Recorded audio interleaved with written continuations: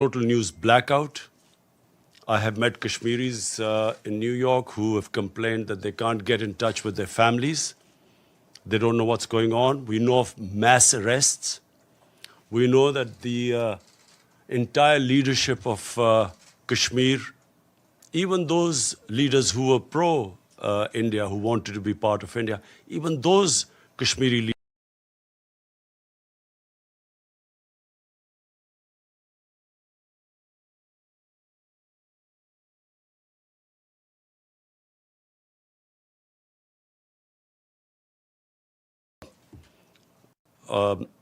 who came to see me, who belongs to Kashmir, told me that his relative suffers from dialysis, has kidney problems, so has to have dialysis, and he's fearing for his life. So basically, my whole point of saying, of coming here was to highlight this. This is unprecedented. 8 million people in an open jail is unprecedented in this day and age. And then this nonsense that this is a part of India, so the world should stay out. Just to remind the world that there are 11 Security Council, UN Security Council resolutions that recognize Kashmir as a disputed territory and which gave the right to people of Kashmir the right of self-determination through a plebiscite to decide their destiny. That right has been given to the people of Kashmir. For 70 years, this plebiscite never took place. And then unilaterally, this BJP government has annexed Kashmir. They have gone against their own constitution. They've revoked the constitution of Article 370. And so what we fear now, I mean, the next point is what is going to happen. What we fear, and which is the stated aim of the BJP government, that they will change the demography of Kashmir. To change the demography of an occupied piece of land is against the Fourth Geneva Convention. It's considered a war crime. And secondly, the biggest worry is what happens once the curfew is lifted. We fear with 900,000 soldiers there will be a massacre. And that's also what we are trying to tell the world community, that they must act on it. And my other fear is that India, for whatever is happening in Kashmir, will blame on Pakistan. Last February, there was a Kashmiri boy who blew himself up on an Indian military convoy. The parents of the boy said that he was radicalized by the security forces on some checkpoints or something. Nothing to do with Pakistan.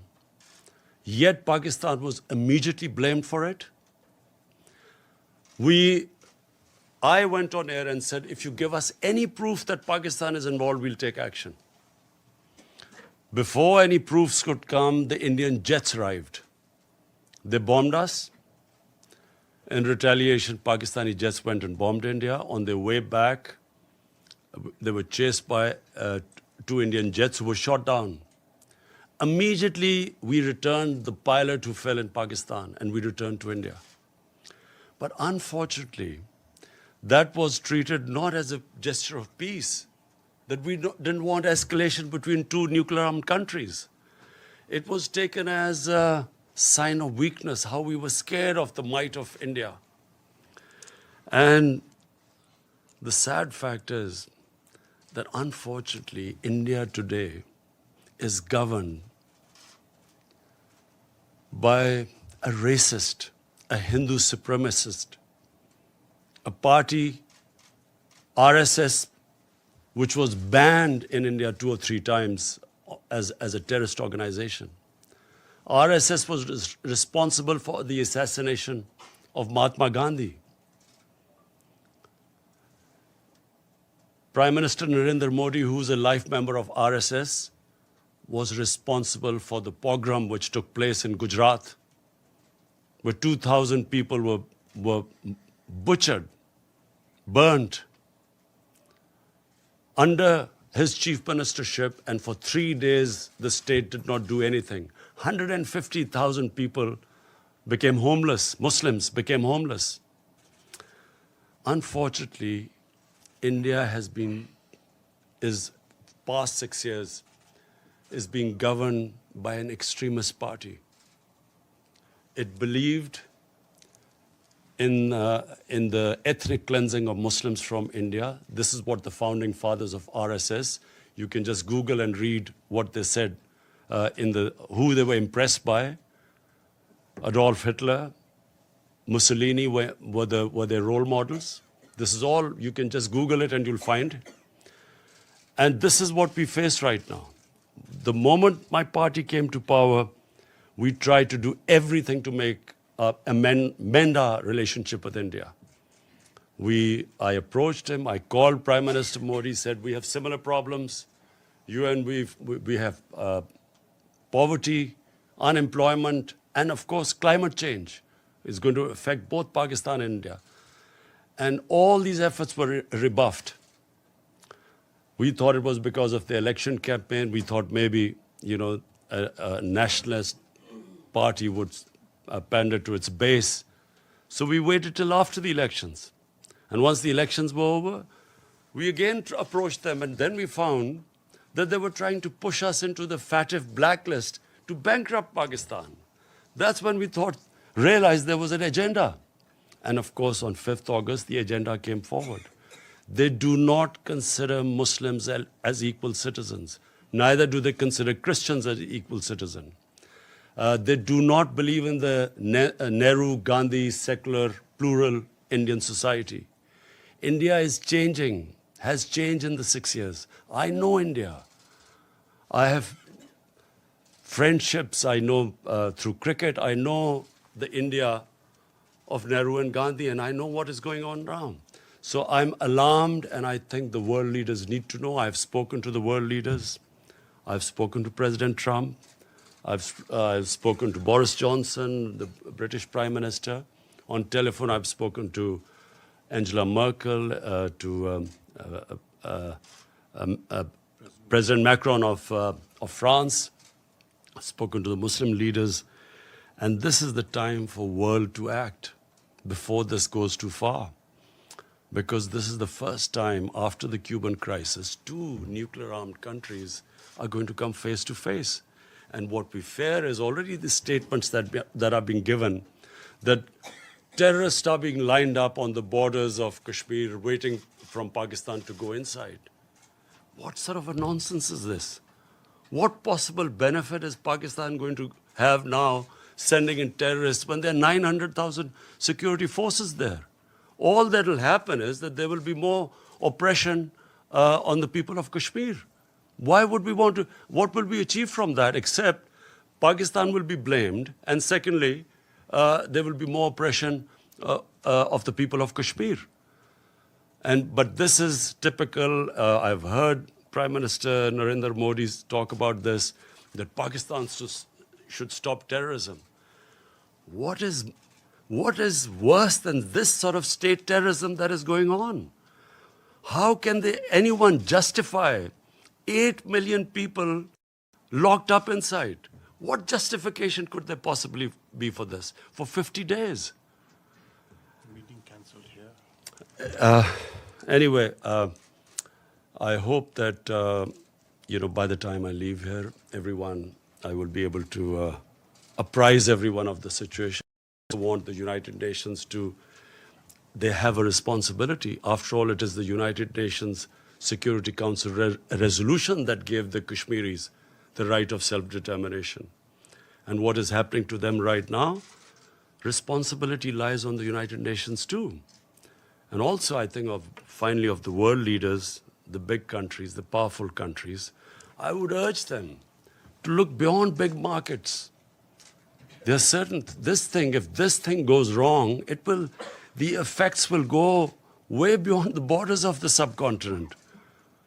And this obsession with big markets and trade and all that, I mean, this is serious. And I again repeat, we do not know what will happen after the curfew is lifted. And my fear is that with 900,000 troops there, there will be a massacre. Yes, Mr. Prime Minister. Wait, Mr. Prime Minister. Michelle from Reuters, please go ahead. Thank you, Prime Minister. Michelle Nichols from Reuters. On behalf of the UN Correspondents Association, thanks so much for the news conference. There was a report earlier, as you said, you met with President Trump yesterday. There was a report earlier today that President Trump has asked you to mediate between the United States and Iran. Is that true? Can you elaborate? Has President Trump asked you to take a message to President Rouhani? Before President Trump, I stopped over in Saudi Arabia because of the drone attacks on their oil facility.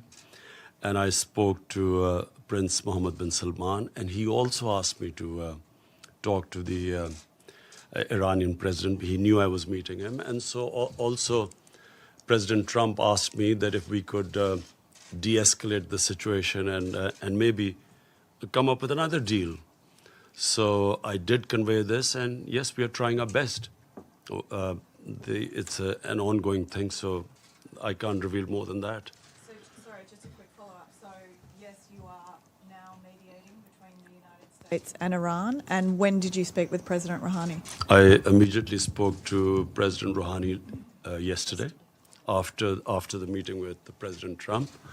But I can't say anything right now more than this, except that we are trying and mediating.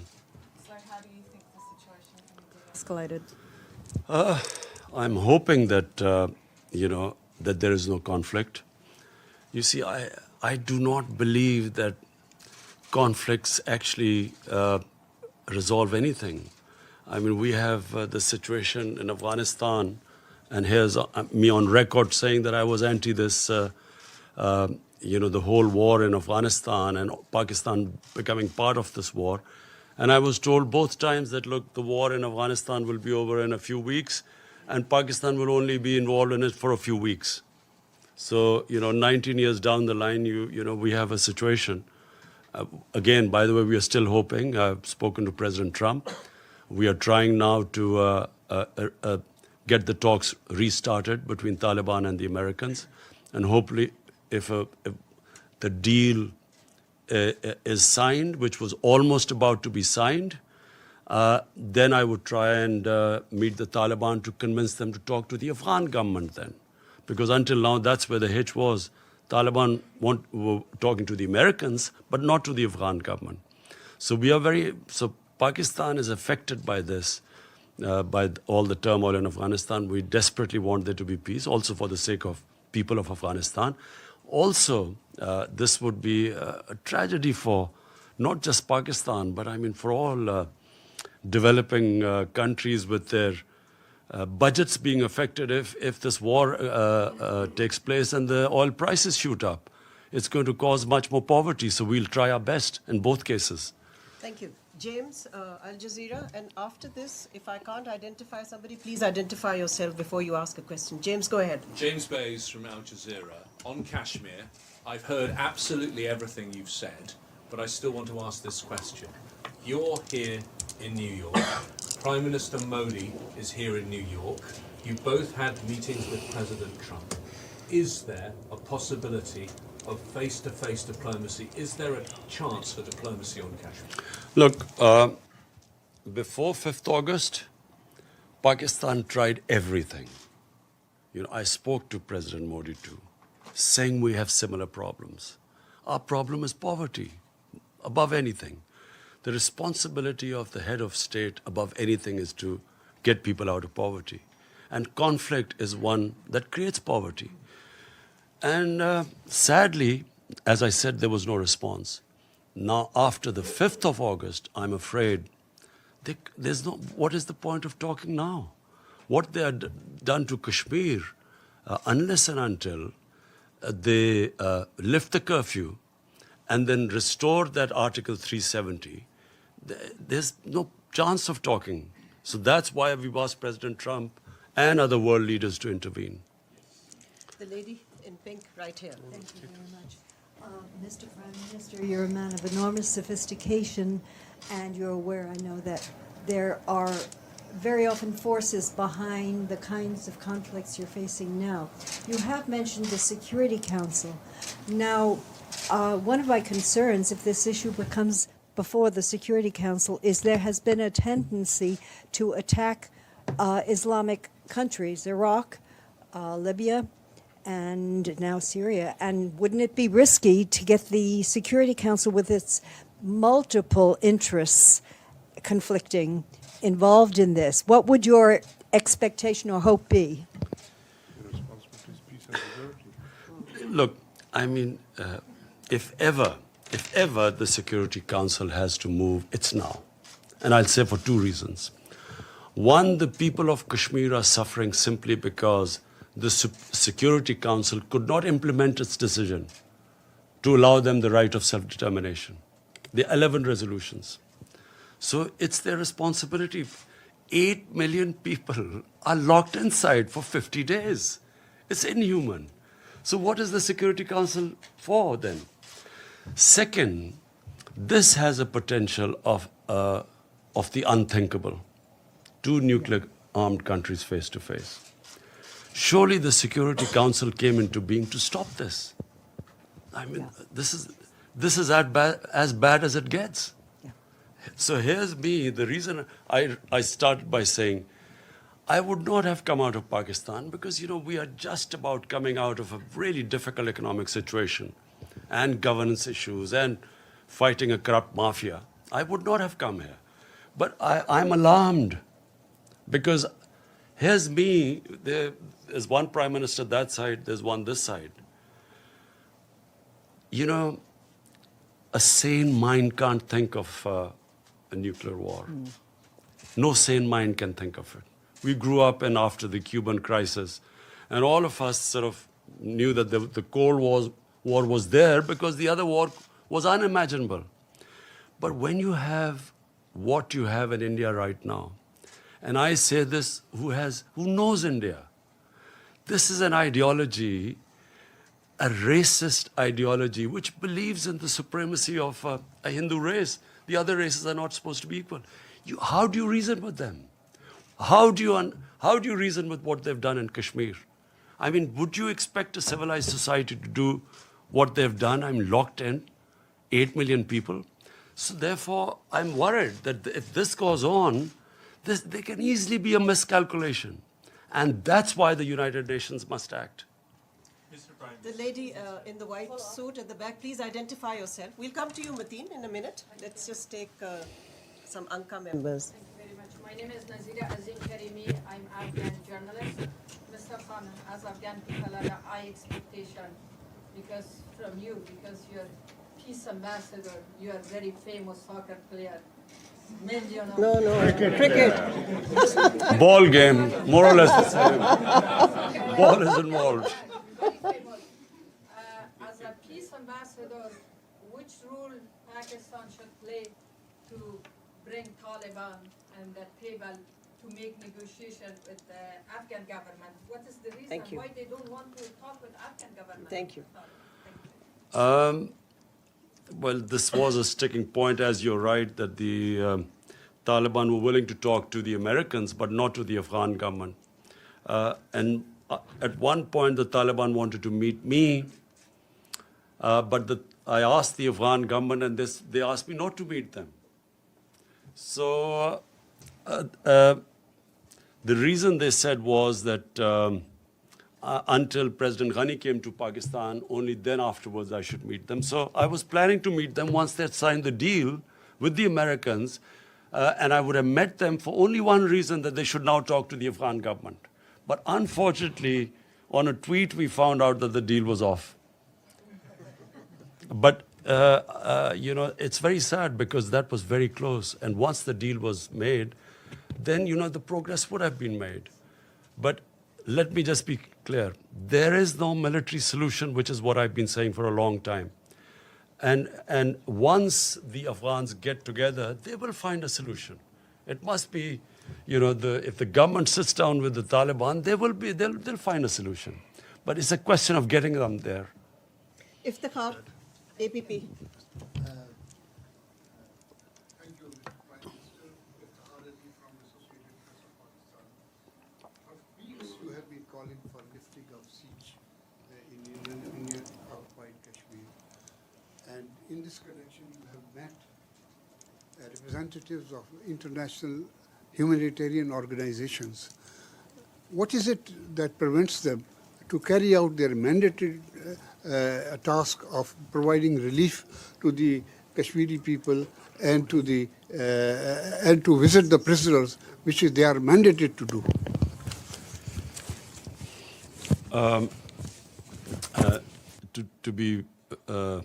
To be absolutely frank, I am a bit disappointed by international community.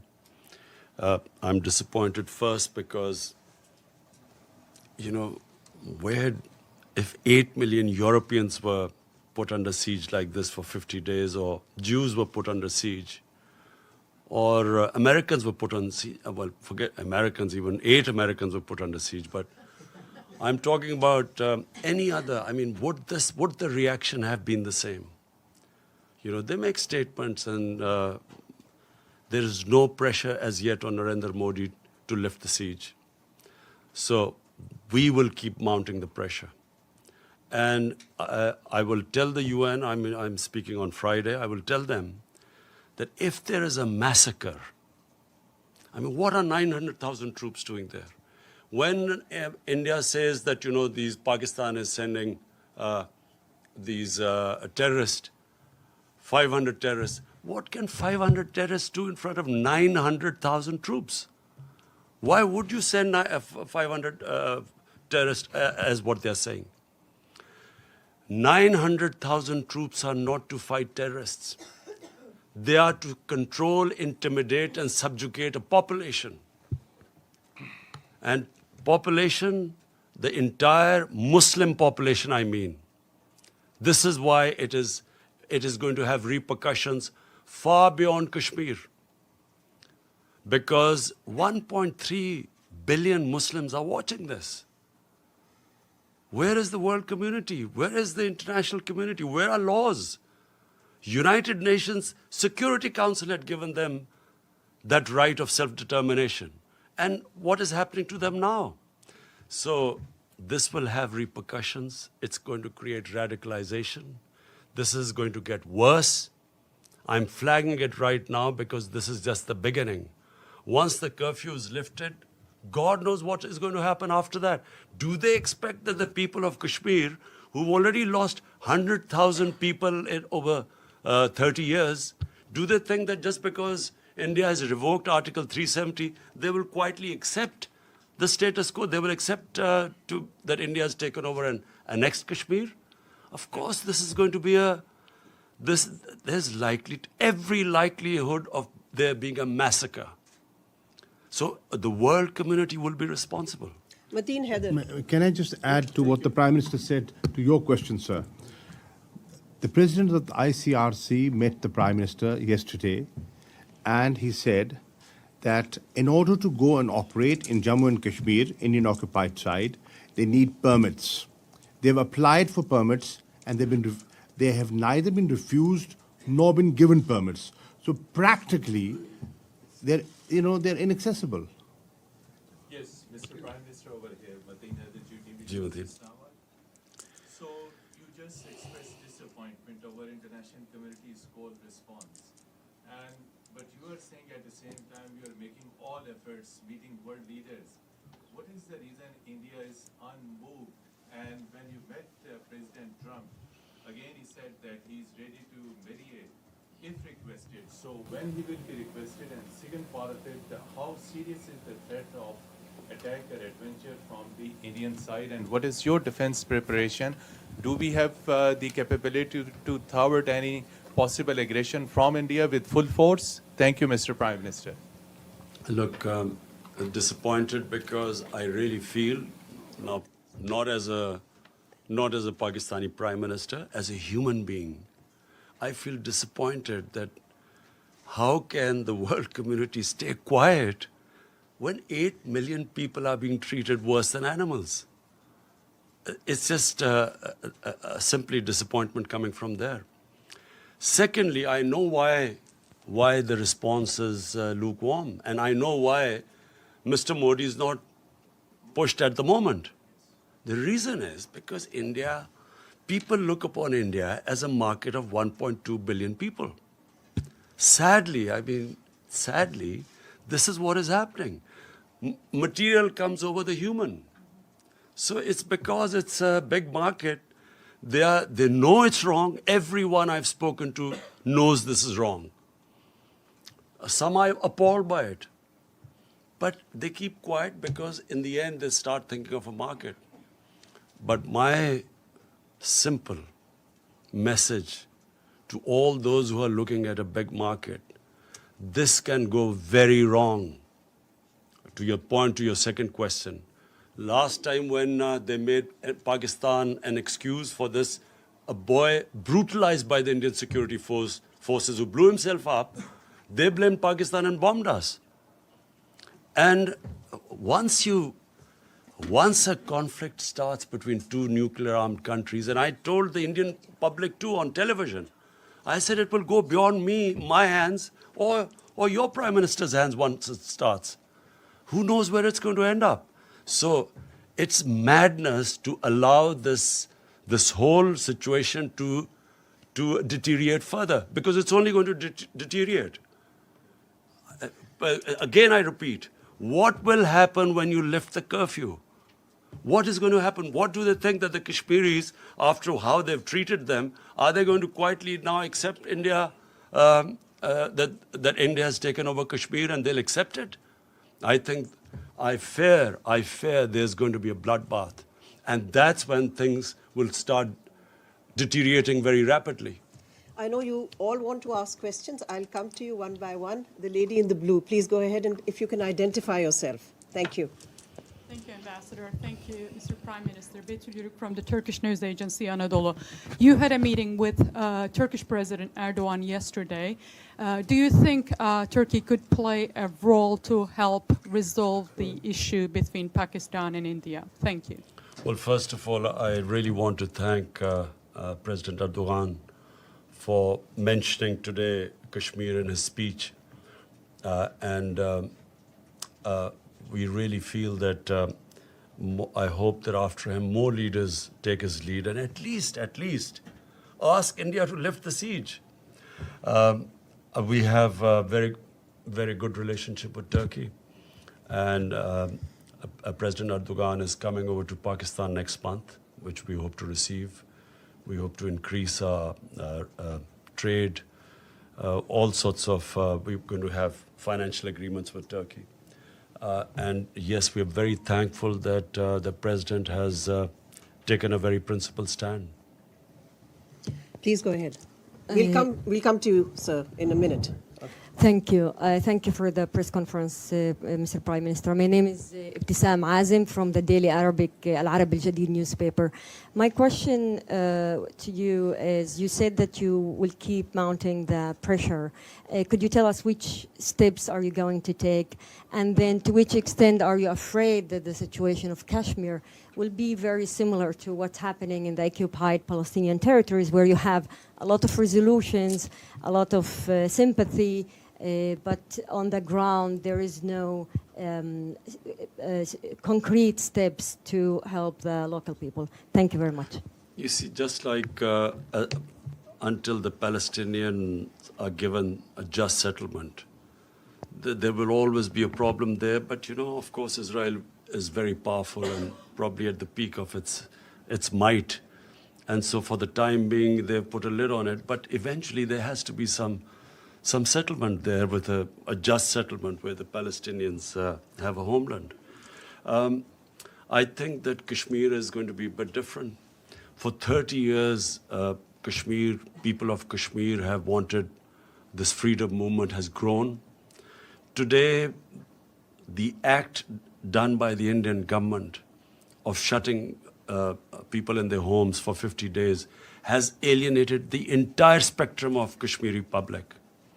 There were at times people who were pro-Indian and who were, as I say, there were Kashmiri leaders like Umar Abdullah and Mehbooba Mufti who were pro-India. Today, no one will be able to ever get a vote in Kashmir who's pro-India because of what they've done. And they've actually, what the BJP government has done is it has actually told the Kashmiris that you're not equal human beings. They're not, they do not consider them human beings. Only, hence a mindset can put people inside what they've done. And not thinking through what happens once the siege is lifted. I do not think Narendra Modi knows what's going to happen. The gentleman right here. Yes. After this, we are going to have an OIC summit meeting. We will gather all the Muslim countries simply for one thing. The only reason the people of Kashmir are being subjected to this is because they're Muslims. And this is resonating in 1.3 billion Muslims. And it's very important for Muslim world to play its part because they're only suffering because they're Muslims. The Hindu Kashmiris are not suffering. And that's why it is important for them to take a stand. Because if the Muslim countries don't take a stand for whatever reason, for their own trade or whatever agreements, that's what leads to radicalization when the governments do not express the wishes of the people and when they see injustice. So I hope that, the Muslim countries, we will have the OIC meeting next month. Joseph Klein of Canada Free Press. You've been quoted as saying that Pakistan had originally trained al-Qaeda forces and also that you regretted the decision by the Pakistani government after the 9/11 attack to side with America against what were then referred to as terrorists. What assurances have you given to President Trump that Pakistan will indeed help in the fight against terrorists, including within Pakistan, that are aligned with the Taliban? Because I believe the second in command in the Provisional Transition Commission or Council that was being considered has significant ties with the terrorist organization in Pakistan. So what kind of assurances are you willing to give? Let me, what I said, and let me explain it in the exact context which I spoke. 1979, the Soviets invaded Afghanistan. 1980-81, the Americans decided to back Pakistan, back the freedom struggle in Afghanistan. And in 80s then, jihad was declared against the Soviets, and Muslims from all over the world were invited to participate in the jihad, means a freedom struggle for Afghanistan against the Soviets. Amongst them were Al-Qaeda. All these different organizations, Mujahideen groups, all arrived in Pakistan to defeat the Soviets in Afghanistan. And of course, Pakistan trained them, but they were funded by the Americans, by the Western countries, because all the Western countries backed the Afghan jihad. So my whole point was that then Mujahideen, who were doing, the Russians would call terrorism, but then we would call them freedom fighters. They were trained in the art of guerrilla warfare, which the Russians called terrorism. And so when the Soviets left, my whole point is that the United States also packed up and left. And we were left with the groups. So I was just explaining how come when they talk about Pakistan having these groups, this is how we ended up having the groups. If it would have been, which is what we hope now, we hope that there's a proper transition from Taliban, from when the Americans pull out of Afghanistan, we hope there's a transition to a proper political solution rather than just packing up and going as happened in '89. There will again be chaos in Afghanistan. So my whole point is that when they left, chaos happened in Afghanistan. Pakistan had the fallout. We were left with these groups, all dressed up and nowhere to go. And we were blamed in the end. After 9/11, when the same groups from Mujahideen turned into terrorists, Pakistan was blamed for it. We were given the job now to clear this up. And we ended up losing 70,000 people from 2003 onwards. And so my whole point is that either we should not have participated in the Afghan jihad. Once we had participated, then we should not have been part of the American war on terror, because they turned the people who had been trained against the Soviets and foreign occupation. When the Americans occupied Afghanistan, they turned on Pakistan. Azim Mia and then Jahzeb of ARY. Azim Mia, please go ahead. Mr. Prime Minister, now you have met President Trump, so he has met Modi also.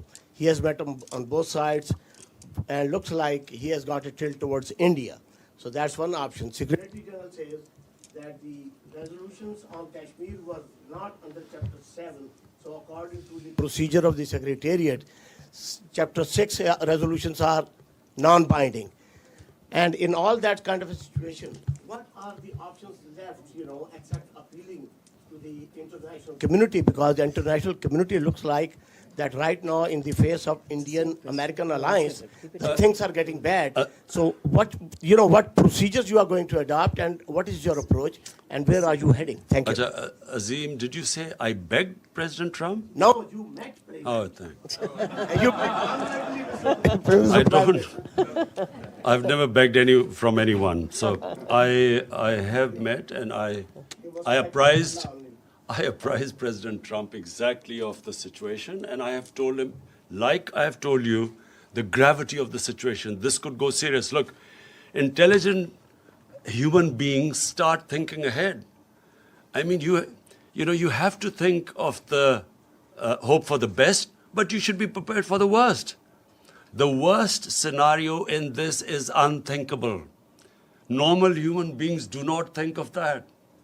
And so therefore, it is my job to tell them, in my opinion, things will deteriorate. We will keep them apprised. At least we have informed the world community what's going on. And as time goes on, and I fear that this is going to end up in a massacre, at least we will be able to tell the world community. And if India blames Pakistan for this, then at least the world would know about it. Previously, it was anything that happened in India. Look, what has been going on in the past? After 9/11, you used that magic word, Islamic terrorism, and all humanitarian rights were waved aside. You could do whatever you like with the people, provided you could term them as Islamic terrorists. And this is exactly what Narendra Modi is doing. This near genocide which he's about to commit, he's blaming it on Islamic terrorism, hoping that he'll get away with it. And that's why it's important for us to communicate with the Western world and civilized world and tell them what is happening. That's why we're telling them, send your own observers and find out what's happening. If India has nothing to worry about, and guess what the excuse of shutting down, putting people under curfew and shutting them in their houses for 50 days, the excuse is that this is to develop Kashmir. This is for prosperity of Kashmir. This is what the Narendra Modi position is. So it's important for us to tell the world, and I know now, I'm satisfied that at least everyone knows. I've apprised all the major world leaders of the situation in Kashmir. The follow-up question is... No, Azimia. No, Azimia. No, there are other people who want to ask a question. Go ahead, Jahzeb. Thank you, Ambassador Malia. This is Jahzeb Ali from Airwine News TV, Pakistan. Prime Minister, like President Trump, Secretary General of United Nations also offered to mediate between India and Pakistan on Kashmir issue. On Kashmir issue. So, sir, you still have to meet him. Sir, will you comment on the role of United Nations? I mean, United Nations also failed to implement its own resolutions for the last many years. So, in your opinion, what's the reason for that? Thank you, Jahzeb. Ji, Jahzeb, inshallah, you will see that this issue is not now going to die down. You will see in time. Dawn, Anwar Iqbal or Masood Haider, you decide amongst the two Anwar. of you. Huh?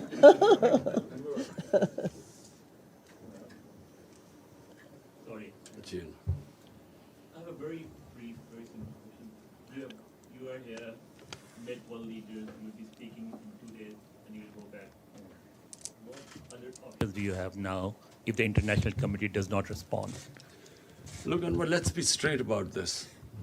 What options have we got apart from this?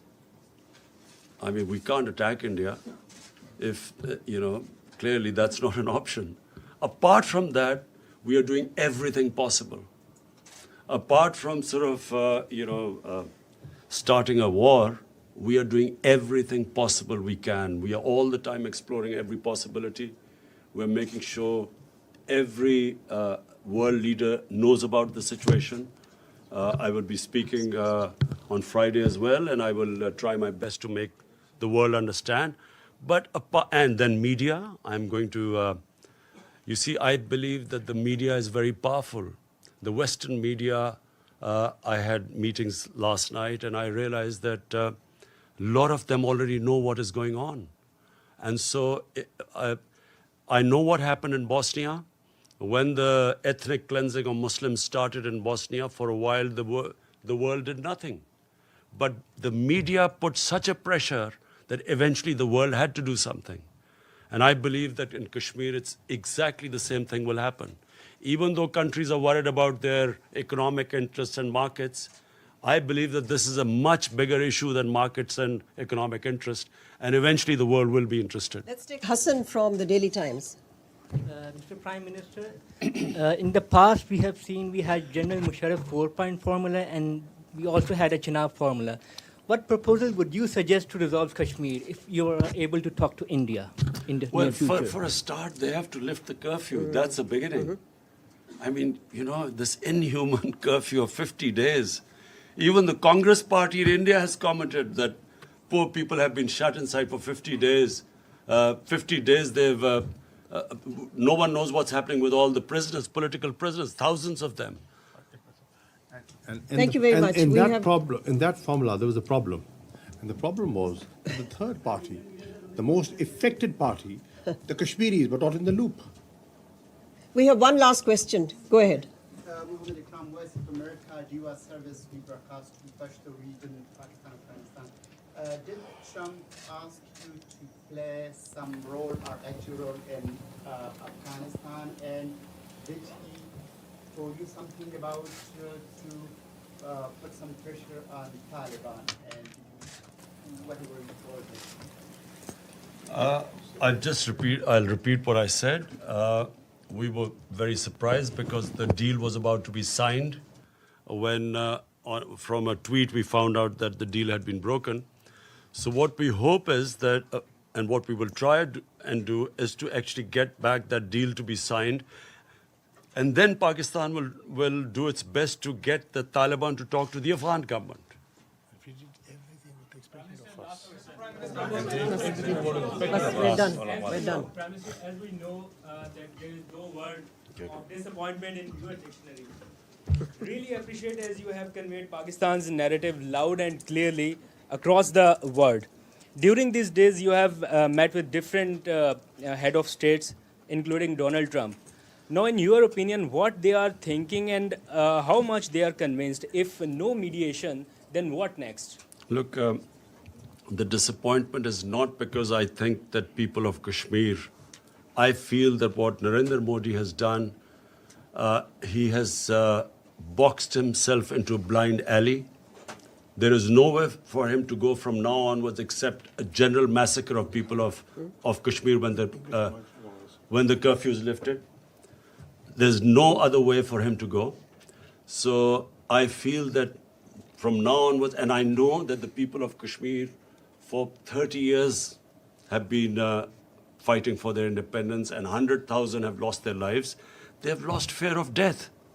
When a population, and you're talking about not a few thousands, 8 million people, when they lose fear of dying, and freedom becomes much more important than living a life of slavery, I don't think that he will be able to stop this now.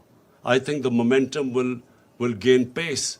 So I'm not disappointed about where it is headed, because I know that this will eventually now end up in freedom for people of Kashmir. What I'm disappointed is that for some reason, countries put their economic interests ahead of human beings. This is the same with climate change.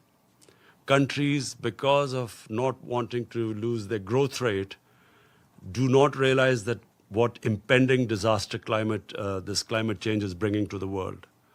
Neither do countries, for instance, which I'll be speaking about, this money laundering which comes from the developing world into the rich countries every year. Billions and billions of dollars from poor countries moves to rich countries through corruption, ruling elites of developing world, taking the money out. And unfortunately, because if anything, the richer countries gain from it, they do not take any steps to stop it. This is a plunder of the poor countries. The poor countries are getting poorer. The rich are getting richer. And these criminals who plunder the poor countries have an easy way of parking their money, buying flats in New York and London. And that's what we want. We want the world to take notice of this. The richer countries, they should have strong money laundering laws. They should, if we can identify that money has been stolen from our countries, it should be immediately given back to us.